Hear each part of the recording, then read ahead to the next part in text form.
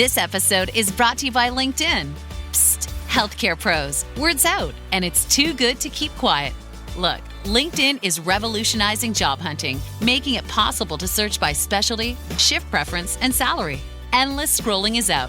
Whether it's a mental health therapist or dental hygienist, finding the perfect role is faster and easier than ever. Head to linkedin.com/healthcare and start your search today. Bienvenidos a Historias Sagradas.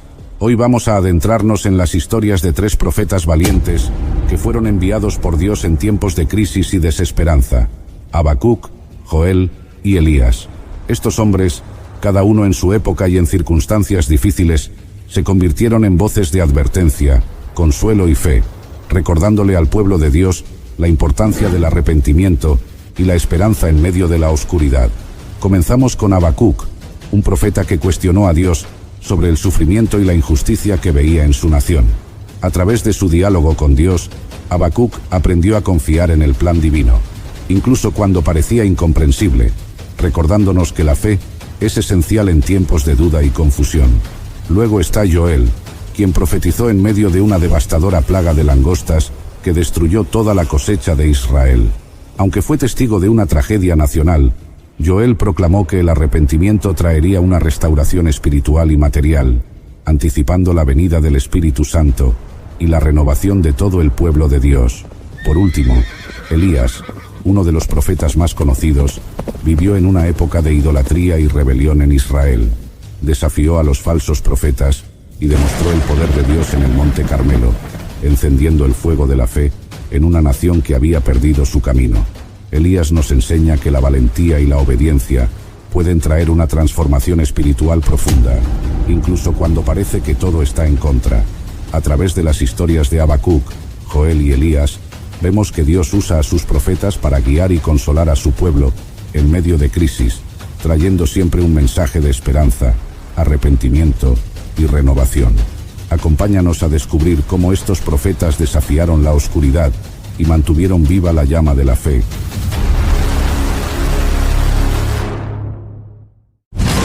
Érase una vez un profeta llamado Habacuc, un hombre de profunda fe y compromiso con Dios, quien vivía en el turbulento reino de Judá. Era un tiempo oscuro, marcado por la violencia y la corrupción desenfrenada. Las calles de Jerusalén estaban plagadas de injusticia. Los poderosos oprimían a los débiles, y la ley parecía ser impotente, como si la justicia misma hubiese sido secuestrada por manos inescrupulosas. Día tras día, Habacuc observaba estas escenas con un dolor en el corazón, preguntándose por qué el Dios justo y santo que servía parecía guardar silencio. Angustiado, Habacuc no podía soportar más lo que veía. Alzaba sus oraciones a Dios, clamando con lágrimas en los ojos: ¿Hasta cuándo, oh Señor, pediré ayuda sin que tú escuches? ¿Por qué permites que la injusticia florezca y los malvados prosperen, mientras los justos sufren y el derecho es pisoteado? Habacuc vivía en una constante tensión espiritual, tratando de entender el propósito de Dios en medio de tanto caos. Y todos los días, su corazón se debatía entre la fe y la frustración. Mientras la violencia aumentaba y la maldad se multiplicaba, el profeta continuaba intercediendo, esperando una respuesta que calmara las tormentas en su alma. Habacuc se preguntaba: ¿cuánto tiempo más debería soportar este dolor? ¿Cuánto tiempo más el pueblo de Dios tendría que sufrir? Hasta que un día, Dios finalmente respondió a las angustiosas preguntas de Habacuc con una revelación sorprendente y aterradora. En lugar de ofrecer consuelo inmediato, el Señor le mostró algo que estremeció al profeta. Mira a las naciones y observa con asombro.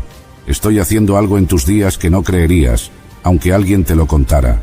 La respuesta de Dios era inesperada, pues Él estaba levantando a los babilonios, una nación feroz y despiadada, como instrumento de juicio contra Judá.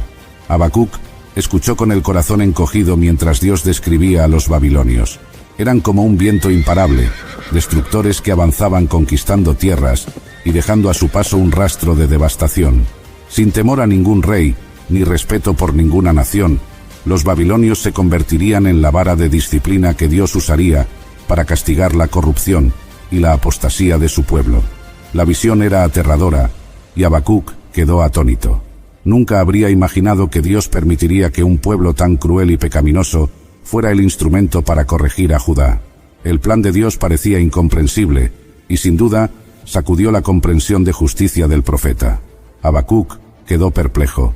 ¿Cómo podía un Dios santo y justo valerse de un pueblo aún más malvado para castigar a su propio pueblo? La revelación de Dios marcó un punto de inflexión, y el profeta se dio cuenta de que su lucha no solo era contra la injusticia en Judá, sino también con el misterio de los caminos de Dios, que eran mucho más altos y complejos de lo que él podía comprender. Y por eso, Habacuc se sintió aún más desconcertado y angustiado. El profeta, profundamente perturbado por la idea de que Dios pudiera permitir que un pueblo tan cruel como los babilonios castigara a Judá, se dirigió nuevamente al Señor. Con reverencia, pero también con sinceridad, Habacuc expresó sus dudas y temores. «¿No eres tú desde la eternidad, oh Señor, mi Dios, mi Santo? No moriremos. Pero, ¿cómo puedes usar a estos invasores impíos, que no tienen misericordia, para castigar a un pueblo que, aunque pecador, sigue siendo el tuyo?» Habacuc luchaba por comprender cómo un Dios puro y perfecto podía soportar ver a una nación tan perversa devorando a Judá como si fueran peces atrapados en una red. Cuestionaba el propósito de Dios, tratando de reconciliar el carácter justo del Señor con los métodos que él había revelado. Los babilonios se deleitaban en su propia fuerza, se enorgullecían de sus conquistas, y Habacuc no podía evitar sentir la injusticia de que un pueblo tan brutal pareciera tener la victoria. Sin embargo, en medio de su confusión, Habacuc tomó una decisión importante. Subió a su torre de vigilancia, como un centinela esperando un mensaje, y dijo: «Me mantendré en mi puesto, y estaré atento para ver qué me dice el Señor y cómo responderá a mi queja». A pesar de sus dudas, Habacuc eligió esperar con fe y paciencia, determinado a escuchar lo que Dios tuviera que decirle. Hasta que finalmente, Dios respondió de nuevo, y esta vez con una visión clara y poderosa que cambiaría la perspectiva de Habacuc para siempre. El Señor le dijo: «Escribe la visión y grábala en tablas, para que corra el que la lea». Dios le reveló que la justicia no sería inmediata, pero sin duda vendría. Aun si parecía que tardaba, Habacuc debía tener fe en que la promesa de Dios se cumpliría a su debido tiempo. El Señor le habló sobre la arrogancia de los malvados y la fidelidad de los justos. El justo vivirá por su fe. Era un llamado a confiar en el propósito divino, incluso cuando las circunstancias no tuvieran sentido. Dios aseguró a Habacuc que los babilonios no quedarían sin castigo. Pronunció una serie de ayes contra ellos, proclamando que sus conquistas, violencia y opresión se volverían contra ellos mismos. Sus riquezas injustas y su abuso del poder los condenarían, y al final serían humillados. La visión también contenía una promesa gloriosa. La tierra será llena del conocimiento de la gloria del Señor, como las aguas cubren el mar. Dios no solo era un juez justo, sino también el Señor soberano de la creación, y su gloria se revelaría en toda la tierra. La maldad no prevalecería para siempre, el poder de los opresores sería destruido, y la justicia divina se establecería.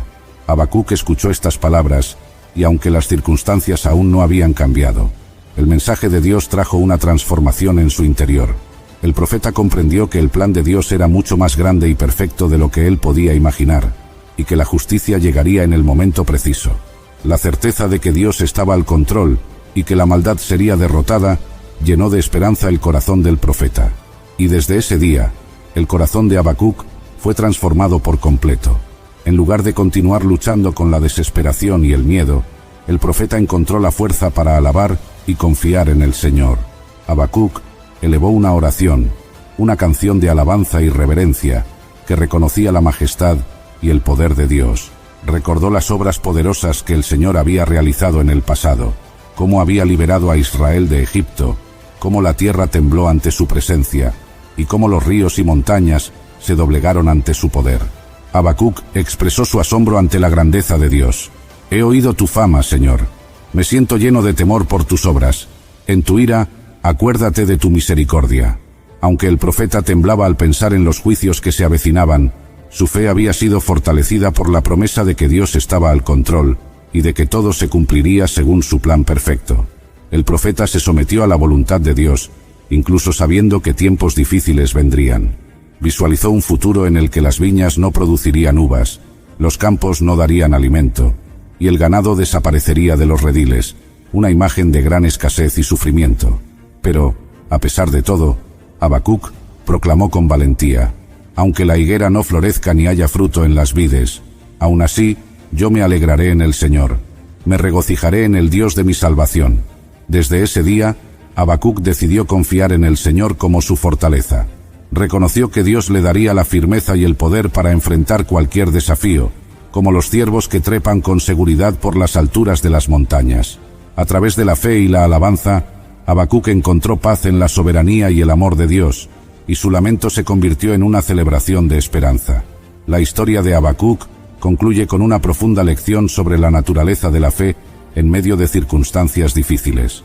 A lo largo de su experiencia, el profeta aprendió que confiar en Dios no siempre significa entender sus caminos o ver resultados inmediatos, sino aferrarse a la certeza de que Dios es justo y soberano.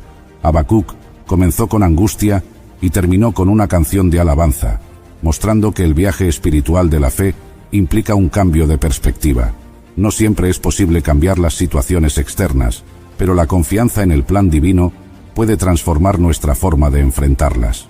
Habacuc eligió regocijarse en el Señor, incluso cuando las condiciones parecían desalentadoras, porque entendió que la verdadera fuente de alegría y fortaleza no está en lo que el mundo ofrece, sino en la presencia y el poder de Dios. Este relato invita a reflexionar sobre la importancia de buscar a Dios sinceramente, incluso cuando estamos llenos de preguntas, y a recordar que su justicia y misericordia prevalecerán. La fidelidad y la confianza en medio de la prueba son lo que sustentan a los que ponen su esperanza en el Señor. Érase una vez, en la tierra de Judá, un profeta llamado Joel, hijo de Petuel, recibió la palabra del Señor. No sabemos mucho sobre su vida personal, pero su nombre significa Jehová es Dios, y esta declaración de fe sería la base de su mensaje. La voz de Dios vino a él en un tiempo de crisis, con un mensaje urgente que no podía ser ignorado.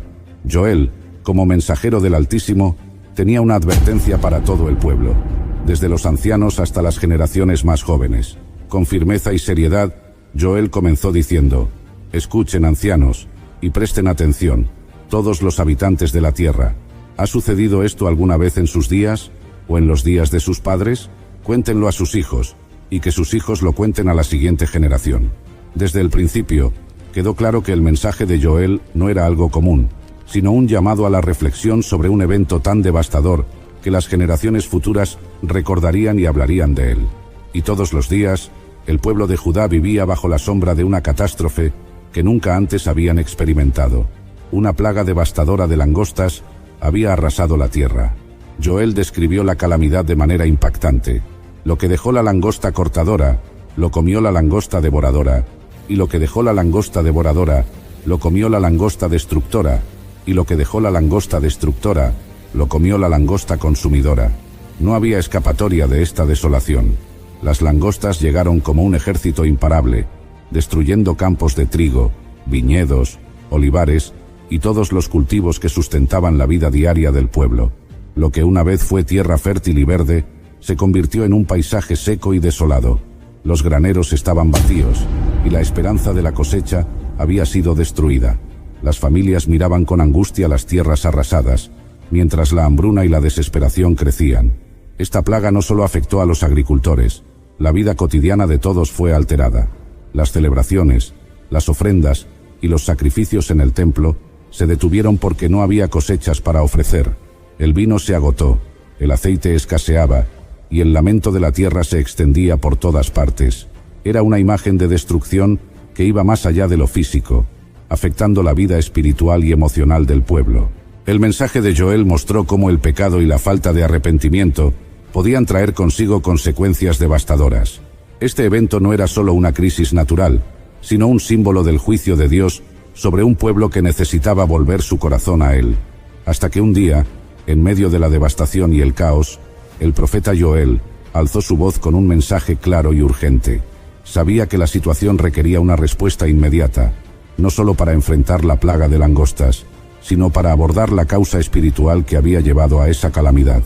Joel hizo un llamado directo a los sacerdotes y ancianos, los líderes espirituales y comunitarios, diciendo: vestíos de cilicio y lamentaos, sacerdotes, gemid, ministros del altar, venid, pasad la noche vestidos de cilicio, ministros de mi Dios, porque la ofrenda y la libación han sido quitadas de la casa de vuestro Dios.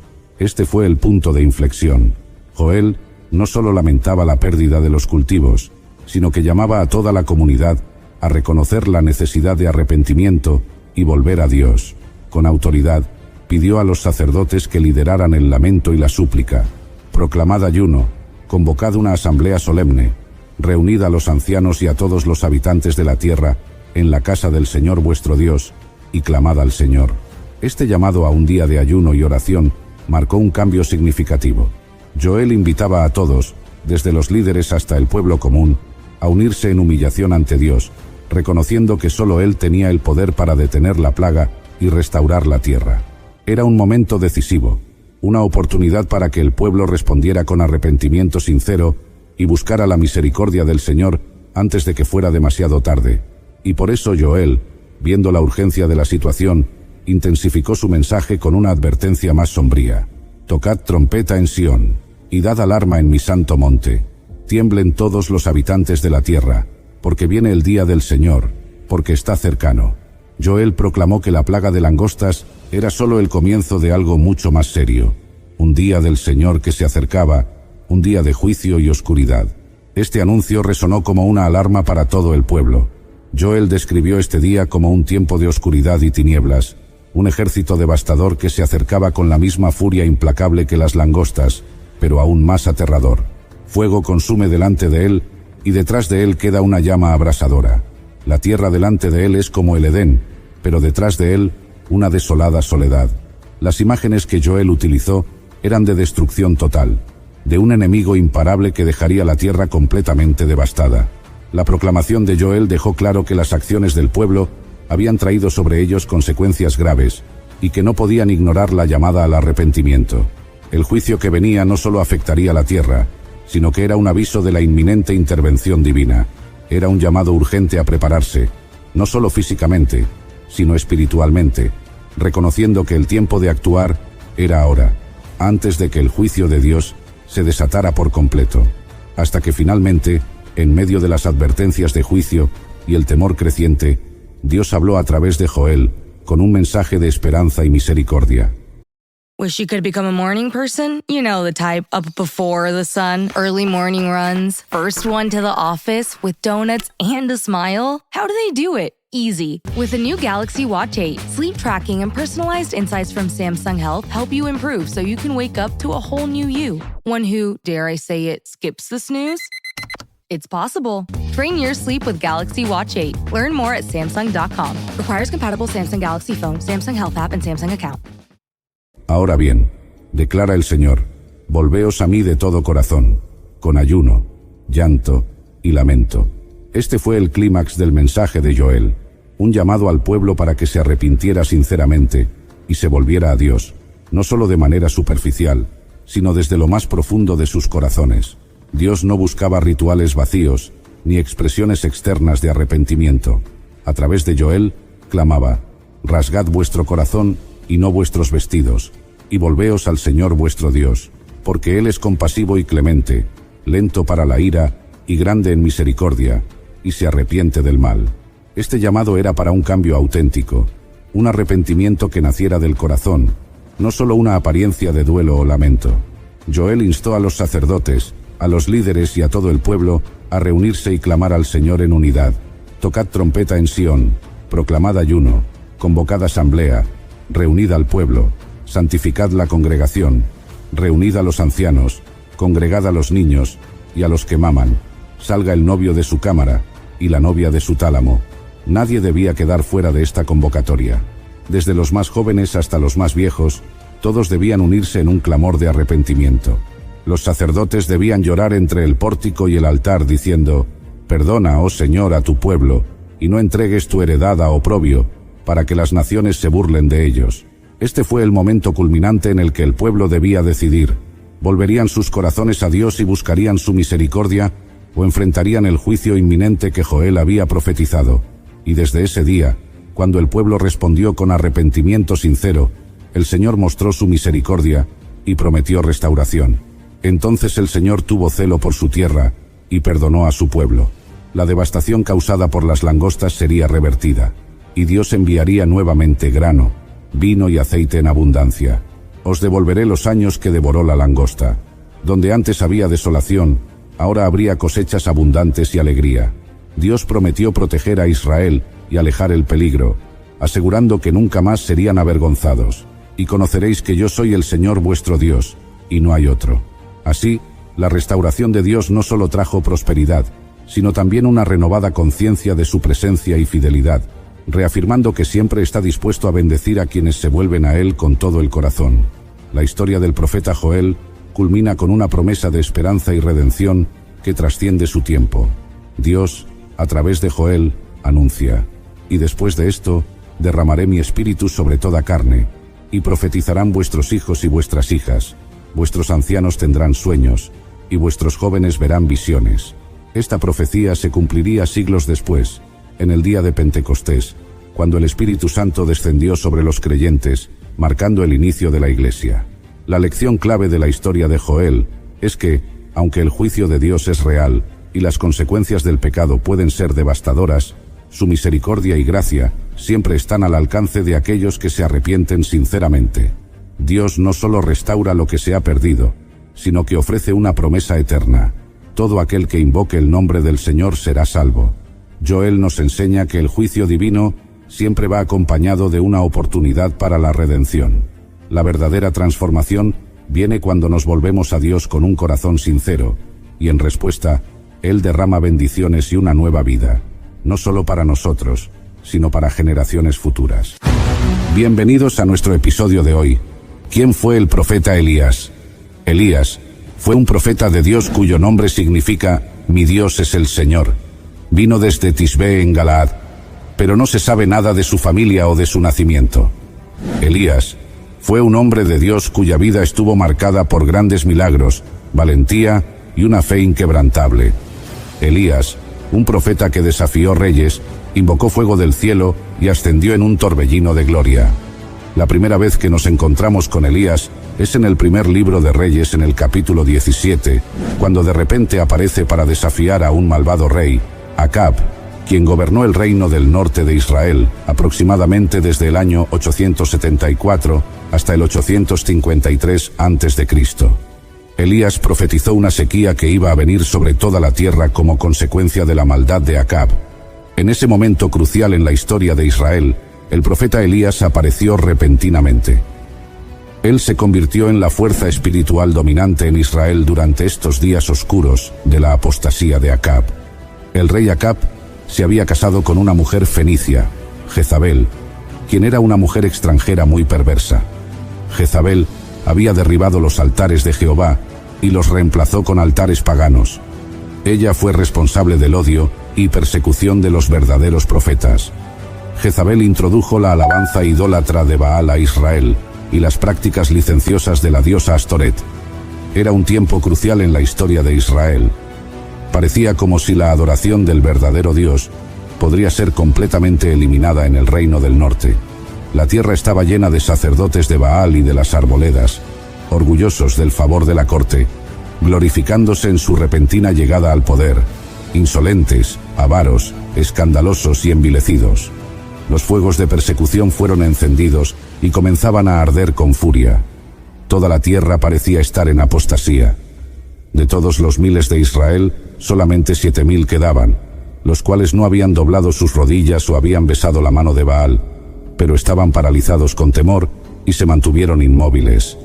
En esos tiempos se levanta un hombre de Dios como el profeta Elías que declara: «Vive Jehová Dios de Israel, en cuya presencia estoy, que no habrá lluvia ni rocío en estos años, sino por mi palabra». Esta fue una demostración dramática en contra del dios pagano Baal, quien se pensaba que era el dios del cielo y del clima. Elías mostró que por medio de sus oraciones hacia el Dios de Israel, Jehová era más poderoso que Baal.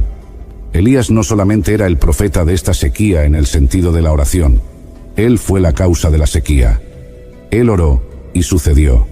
Santiago capítulo 5 versículos 17 y 18 pone esto en claro. Veamos lo que dice el texto bíblico. Elías era hombre sujeto a pasiones semejantes a las nuestras, y oró fervientemente para que no lloviese. Y no llovió sobre la tierra por 3 años y 6 meses. Y otra vez oró, y el cielo dio lluvia, y la tierra produjo su fruto. Se nombra a Elías en varias ocasiones en los evangelios y ocupaba un lugar destacado en el judaísmo, especialmente por su vinculación con el Mesías. Ahora bien, después que Elías oró por la sequía advertido por Dios, él se escondió cerca del arroyo de Kerit, donde fue alimentado por unos cuervos. A medida que aumentaba la sequía y el hambre en la tierra, Elías, por ordenanza de Dios, se encontró con una viuda en un país vecino. Las viudas eran notables por su pobreza en el mundo antiguo. Sin embargo, a través de su obediencia a la petición de Elías, Dios proveyó suficiente comida para Elías, para la mujer y su hijo. La tinaja de harina y la vasija de aceite de la viuda nunca escasearon ni disminuyeron.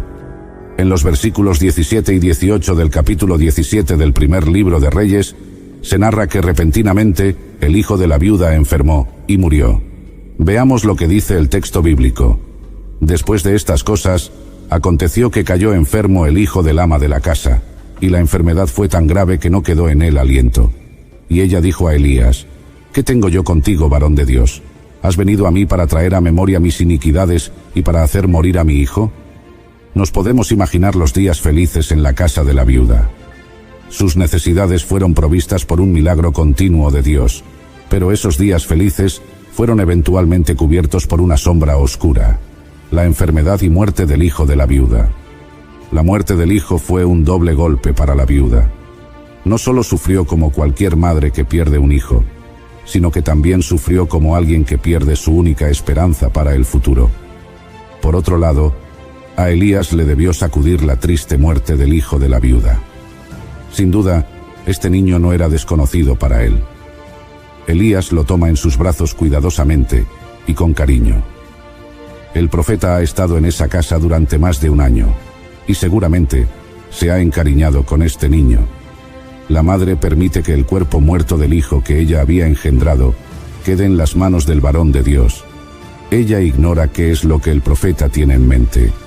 Elías lo toma en sus brazos y hace lo único que sabe hacer en esas circunstancias: orar al Señor. El profeta está clamando a Dios desde lo profundo de su corazón. Entonces, el Señor escuchó la voz de Elías y el alma del niño volvió a su cuerpo y revivió. Y es así como se acaba de producir el primer milagro de resurrección registrado en la Biblia. Después de haber resucitado al hijo de la viuda, vemos a Elías como el personaje central en un cara a cara con los profetas del falso dios Baal en el monte Carmelo. Al final de la sequía, había muy poca vegetación. El rey Acab y su mayordomo Abdías estaban buscando hierbas cuando Elías se apareció por orden de Dios. Anteriormente, Dios le dijo a Elías que se escondiera. Ahora era el momento para que se presentara. Ahora bien, Abdías era un creyente de Dios y había mantenido a 100 profetas jóvenes en un escondite. Este hombre era un hombre valiente, quien estuvo de pie por Dios y sus profetas en un tiempo difícil. Abdías fue persuadido para decir a Acab que Elías había aparecido. El rey y el profeta se encontraron, y el profeta Elías, por orden del Señor, retó al rey Acab a juntar a todos los profetas de los ídolos Baal y Asera, para demostrar cuál de los dos, Baal o Jehová, era el Dios verdadero. Era muy importante confrontar y eliminar a estos profetas de Baal antes de que Dios enviara lluvia a la tierra de Israel. Era crucial que todos entendieran que la lluvia venía de Jehová y no de Baal. La contienda tuvo lugar en el monte Carmelo. Elías estaba solo en un lado, y 450 profetas de Baal estaban en el otro lado. Estos profetas de Baal odiaban a Elías. Ellos amaban el favor del rey Acab y la reina Jezabel, y ellos entusiásticamente promovían la persecución de cualquier verdadero seguidor de Jehová. Pero en los últimos 3 años, ellos fueron severamente humillados por Elías y la sequía sostenida por sus oraciones. Todos sus clamores hacia el dios del clima Baal no tuvieron efectividad. Por 3 años ellos odiaban a este profeta de Dios, quien les humilló y mostró su engaño sacerdotal del todo. La historia del enfrentamiento de Elías con los profetas de Baal en el monte Carmelo es un relato fascinante que resalta el marcado contraste entre la fe en Jehová, el único Dios verdadero, y la adoración de dioses falsos como Baal. Entonces, el profeta Elías desafió al pueblo de Israel preguntándoles: ¿Hasta cuándo claudicaréis vosotros entre dos pensamientos? Si Jehová es Dios, seguidle, y si Baal, id en pos de él. Luego Elías propuso una prueba para demostrar quién era el Dios verdadero. Cada lado prepararía un sacrificio, pero no le prendería fuego, sino que invocaran a sus respectivos dioses para ver quién respondería con fuego. Los profetas de Baal fueron primero, invocando a su Dios desde la mañana hasta el mediodía sin respuesta. Todos sus gritos, bailes e incluso automutilación resultaron infructuosos, ya que no había voz, nadie respondió, nadie hizo caso. Cuando llegó el turno de Elías, reparó el altar del Señor que había sido descuidado y preparó su sacrificio. Dio un paso más y roció el sacrificio y el altar con grandes cantidades de agua, haciendo que pareciera imposible que se encendiera el fuego. Luego, en una sorprendente oración, Elías dijo: Jehová Dios de Abraham, de Isaac y de Israel, sea hoy manifiesto que tú eres Dios en Israel, y que yo soy tu siervo, y que por mandato tuyo he hecho todas estas cosas. Respóndeme, Jehová, respóndeme, para que conozca este pueblo que tú, oh Jehová, eres el Dios, y que tú vuelves a ti el corazón de ellos. Después de hacer esta corta oración, inmediatamente el fuego del Señor cayó del cielo, consumiendo el sacrificio, la leña, las piedras y hasta el agua de la zanja. El pueblo cayó de rodillas proclamando al Señor como el Dios verdadero. Los profetas de Baal fueron derrotados, poniendo fin a su influencia sobre Israel.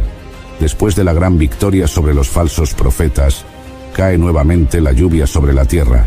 Este poderoso relato de la fidelidad y el coraje del profeta Elías nos sirve como un recordatorio de que con Dios de nuestro lado podemos enfrentar y superar cualquier desafío que se nos presente. Ante las batallas espirituales, debemos recordar que Dios es soberano y su poder es incomparable. Como Elías, podemos defender con valentía la verdad, confiando en que el Señor traerá la victoria sobre el enemigo y revelará su gloria. Ahora bien, a pesar de la victoria, justo después de este tremendo milagro, Elías enfrentó un periodo de desánimo y depresión. Acab le había contado a su esposa Jezabel acerca de la demostración del poder de Dios. En vez de arrepentirse y volverse a Dios, Jezabel juró matar a Elías. Al escuchar esto, Elías huyó al desierto. Este poderoso varón de oración, lo suficientemente poderoso para hacer que la lluvia y el rocío se detuvieran por 3 años y medio, y después lo suficientemente poderoso para hacer que comenzara de nuevo con su oración, ahora oraba deseando morirse. Quizás Elías había especialmente esperado que los eventos en el Monte Carmelo harían que Acab y Jezabel se arrepintieran y creyeran en Dios, y también los sacerdotes y el liderazgo de Israel en general, pero no fue así, y Elías tuvo temor. Elías olvidó que en varias oportunidades el pueblo rechazó a Dios a pesar de grandes milagros y evidencias. Para tratar la depresión de Elías, Dios le permitió descansar y lo alimentó. Sin embargo, aún faltaba, y ahora el Señor se dispone a tratar su hombre interior y lo hace a través de su compasión. Elías está en un viaje a un destino de su propia elección, y aún así, el Señor está preocupado por satisfacer la necesidad del profeta. ¿Cuántas veces Dios ha hecho lo mismo por ti y por mí? Huimos de Él y de su voluntad para nuestras vidas. Sin embargo, Él sigue siendo fiel, siempre presente, y continúa permitiendo que sus bendiciones caigan sobre nuestras vidas. ¿Por qué lo hace? Para llevarnos al lugar del arrepentimiento. Ahora bien, después que Elías comió y bebió, realizó un viaje de 40 días hasta el monte Horeb. Allí Elías se escondió en una cueva, sintiendo lástima de sí mismo, e incluso confesando su creencia de que solo él había quedado de los profetas de Dios. Es entonces cuando el Señor instruyó a Elías a pararse sobre el monte mientras el Señor pasaba. Hubo un gran viento, un terremoto, y luego un fuego. Pero Dios no estaba en ninguno de ellos. Luego, un silbo apacible y delicado, en el que Elías oyó y comprendió a Dios. Entonces cubrió su rostro con su manto, y salió, y se puso a la puerta de la cueva. Cuando Elías estaba en la puerta de la cueva, vino a él una voz diciendo: ¿Qué haces aquí, Elías? ¿Sabes? Cada vez que por cualquier motivo queremos rendirnos, bajar los brazos y detener nuestro caminar con Dios, Él se acerca para preguntarnos: ¿qué estás haciendo? Dios sabía qué hacía Elías. Solo quería que Elías mismo pudiera entenderlo. Quería que Elías dijera el motivo por el cual se estaba rindiendo. Dios quiere que veas cuál es el motivo que te está llevando a rendirte. Y aun cuando Dios sabía que Elías estaba rindiéndose, seguía a su lado. La respuesta de Elías a la voz de Jehová fue: he sentido un vivo celo por Jehová Dios de los ejércitos, porque los hijos de Israel han dejado tu pacto, han derribado tus altares y han matado a espada a tus profetas. Y solo yo he quedado, y me buscan para quitarme la vida. Elías, en otras palabras, está diciendo: por todo lo que te he dado, la vida, todas mis fuerzas, todos mis años, toda mi entrega, toda mi obediencia, todo eso se ha roto o se está rompiendo, y lo que me espera es aún peor de todo lo que he peleado. Elías estaba equivocado al creer que era el único que seguía luchando, y estaba frustrado y desanimado pensando que para qué seguir luchando solo. Solo no podría nunca vencer, pero eso no era verdad. Dios le responde a Elías: vuélvete por tu camino por el desierto de Damasco, y llegarás y ungirás a Hazael por rey de Siria, a Jehú hijo de Nimsi ungirás por rey sobre Israel, y a Eliseo hijo de Safat de Abel-Mehola ungirás para que sea profeta en tu lugar, y el que escapare de la espada de Hazael, Jehú lo matará, y el que escapare de la espada de Jehú, Eliseo lo matará. Y yo haré que queden en Israel 7,000 cuyas rodillas no se doblaron ante Baal y cuyas bocas no lo besaron. Sí, Elías no estaba solo, no era el único que luchaba contra la corriente. Había 7,000 más que no habían tirado la toalla, que seguían luchando y siendo obedientes a Dios. Entre ellos, Elías encontraría compañía y apoyo. Ahora bien, Dios también puso a Elías a cargo de nuevas responsabilidades, y nada pequeñas. Él tenía que ungir a 2 reyes, pero la más importante de todas era entrenar a Eliseo, quien ocuparía su lugar. Elías obedeció los mandamientos de Dios. Eliseo se convirtió en su ayudante durante algún tiempo. No está claro si Elías conocía previamente a Eliseo. El joven hijo granjero posiblemente era uno de los hijos de los profetas. Pero lo que sí está claro es que era uno de los 7,000 en Israel cuyas rodillas no se doblaron ante Baal. En la última etapa de su vida, el profeta Elías, este luchador solitario, recibe un compañero, un joven amigo, que ahora vertía agua y servía a Dios bajo su cuidado. Dicho de otro modo, Eliseo fue para el anciano profeta de mucho refrigerio y aliento. Los dos siguieron ocupándose de Acab y Jezabel. En el capítulo 21 del primer libro de Reyes, vemos que Elías profetizó la muerte de Acab y Jezabel, después que estos se habían adueñado de una manera malvada de la viña de Nabot. Tras la muerte de Acab, le sucedería su hijo Ocozías, quien fue otro rey que hizo lo malo ante Dios. En el segundo libro de Reyes, capítulo 1, vemos que Ocozías cayó por la ventana de su casa, y a consecuencia de esto, enfermó. Sin embargo, en lugar de acudir al Señor por ayuda, Ocozías, influenciado por su madre Jezabel, fue a consultar a Baal-Zebub, el dios de Ecrón. El hecho de que Ocozías pidiera la ayuda de un oráculo constituyó un desafío directo al Señor Dios de Israel, por lo cual Dios, a través de Elías, dio un duro mensaje a ese rey malvado. Esta fue una de las últimas misiones de Elías. Se encontró con los mensajeros y les dio el mensaje: ¿no hay Dios en Israel que vais a consultar a Baal-Zebub, dios de Ecrón? Y enseguida entregó el desagradable pronóstico de Dios con respecto a Ocozías, de que ciertamente moriría. Los mensajeros entonces regresaron e informaron al rey de lo que Elías había dicho. Al enterarse de las palabras, Ocozías mandó a sus soldados en varias ocasiones a traer a Elías. Sin embargo, todos estos fueron consumidos por fuego que descendió del cielo. Finalmente, Elías, por ordenanza de Dios, se presentó ante el rey Ocozías y le dijo las mismas palabras de juicio que había dicho a sus mensajeros. Y así murió Ocozías conforme a la palabra de Dios. Después de estos acontecimientos, el capítulo 2 del segundo libro de Reyes nos narra cómo Elías fue llevado al cielo en un torbellino. Dios les había hecho saber a los miembros de la comunidad de los profetas del Señor que Elías iba a ser arrebatado. Por alguna razón que desconocemos, Elías se quiso desprender de la compañía de Eliseo. Quizás pensó que la despedida podría ser muy dolorosa. Quizás esperó que Eliseo insistiera en acompañarlo, y es así como sucedió. Eliseo, en varias ocasiones, se negó a dejar a Elías. Era muy raro que Eliseo se opusiera a la voluntad de su tutor, pero esta vez lo hace. Seguramente Elías estaba probando a Eliseo una vez más. Sin duda lo había examinado muchas veces, pero Elías quiso estar completamente seguro de que Eliseo era un hombre comprometido. El relato bíblico nos narra que Elías y Eliseo llegaron al Jordán. Entonces, tomando Elías su manto, lo dobló y golpeó las aguas, las cuales se apartaron a uno y a otro lado, y pasaron ambos por lo seco. Cuando habían pasado, Elías dijo a Eliseo: «Pide lo que quieras que haga por ti, antes que yo sea quitado de ti». Eliseo miró con ojos penetrantes al profeta y dijo: «Te ruego que me des una doble porción de tu espíritu». Elías le responde: «Cosa difícil has pedido. Si me ves cuando sea arrebatado de tu lado, te será concedido. Si no, no».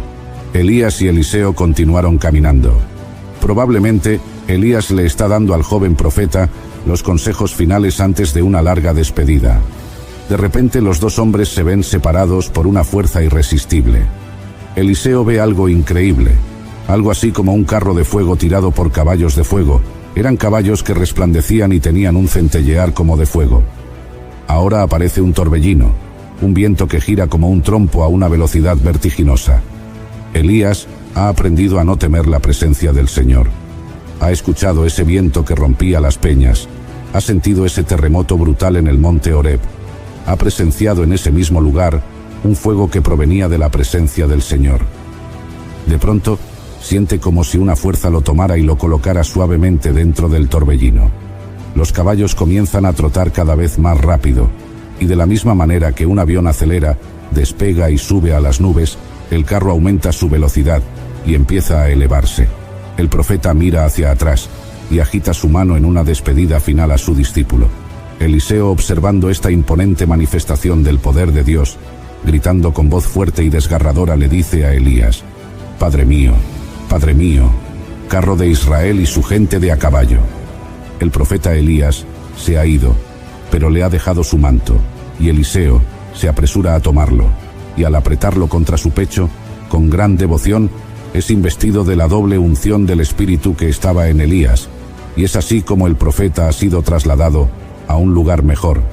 La próxima aparición de Elías será junto a Moisés y al Señor Jesucristo en el monte de la Transfiguración. Por otro lado, Eliseo toma el manto de Elías y comienza su ministerio. El periodo de aprendizaje ha finalizado. Desde ahora, él servirá al Señor y está bien equipado.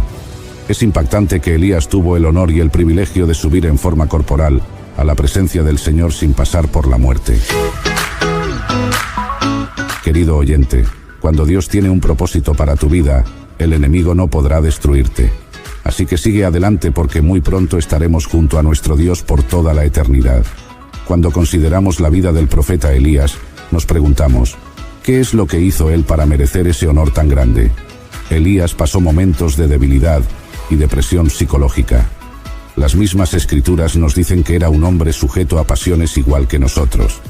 Si Elías pasó por las mismas dificultades que tantos otros hombres de fe, entonces la respuesta a la pregunta no está en sus cualidades como hombre, sino una vez más en la manifestación de la gracia de Dios. Es maravillosamente paradójico que el profeta que quería morir y que en muchas oportunidades estuvo a punto de ser asesinado, no haya experimentado la muerte. Y así llegamos al final de este apasionante relato sobre el profeta Elías en nuestro canal Historias Sagradas. Si te ha gustado este video, no olvides darle like y suscribirte a nuestro canal y activar la campanita para no perderte nuestras próximas historias. Comparte este video con tus amigos y familiares para que también ellos puedan ser bendecidos con estas historias de la Biblia. Gracias por acompañarnos, que Dios te bendiga abundantemente, y nos vemos en el próximo episodio de Historias Sagradas. Hasta pronto y muchas bendiciones.